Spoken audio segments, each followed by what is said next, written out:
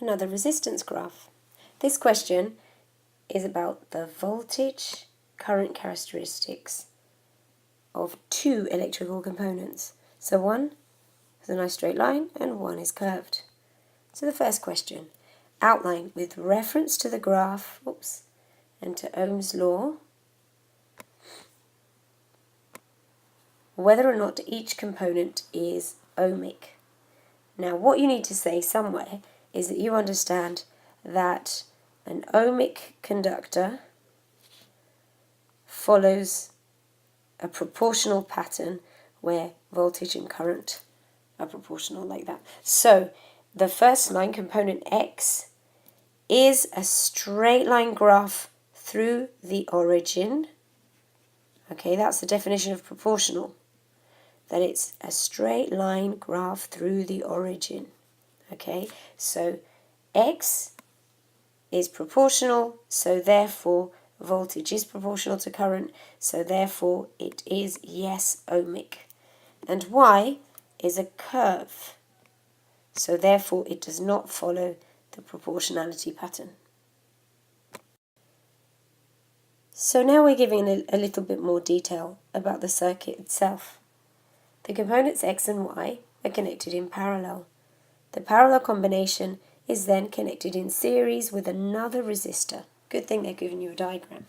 Okay, so here we have X and Y in parallel and then in series with a variable resistor. We have an EMF of 6 volts available and no internal resistance, which is always a good thing to read. So the resistance R is adjusted until the currents in X and Y are equal. So we have the same in both. Use the graph to calculate the resistance of the parallel combination X and Y. So we need to work out what the total resistance is, okay? And we do that by finding out what the potential difference is across X and Y, which will be the same because it's in parallel, and the current. Now, if the current is the same through both, but we also need to consider that there's twice as much current flowing through both of them together, right? But we'll come back to that idea. So how do we find this information out? On the previous page, which I can't go back to now, there's a graph which shows their current voltage characteristics. Okay, and we have voltage on this side and current, which interestingly enough has units of milliamps. This is important to know. Okay, now there is a point where the two lines cross here. Now where they cross is where they have the same current. Okay, so if you read that value, you should find that it's equal to 4 amps.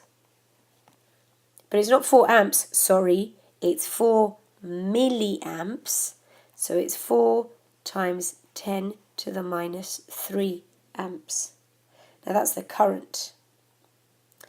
That means that there are 4 times 10 to the minus 3 going through each one.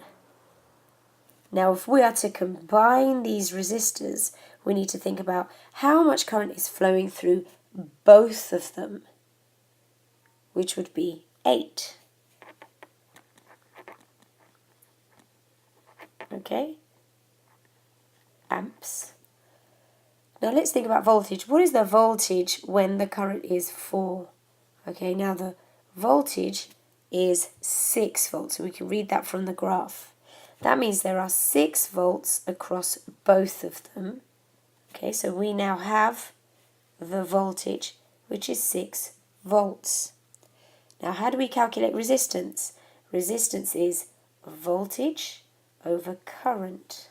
So if we divide 6 by 8 times 10 to the minus 3, we end up with 750 ohms. Okay, now, so if we know that we have 6 volts across here, and we know the current across here, what about R? Well, that's what the next question asks. use your answer to B1 to determine the resistance of R. Now there are many easy ways to work this out, but the question specifies that you have to use your answer to B1. That means you have to use the fact that the resistance here is 750 ohms somehow to work out that resistance. Now, interestingly enough, we have a lot of information. We know that we have 8 volts coming in, and 6 of those volts are being used across the 750 ohm resistor. So we have, and you could always say voltage total, which is 6, and we have a voltage across XY, which is 6.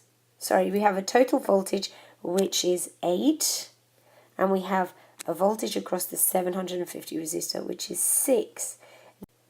So what does that leave the resistance with? So that means that this resistor here must have a voltage of 2.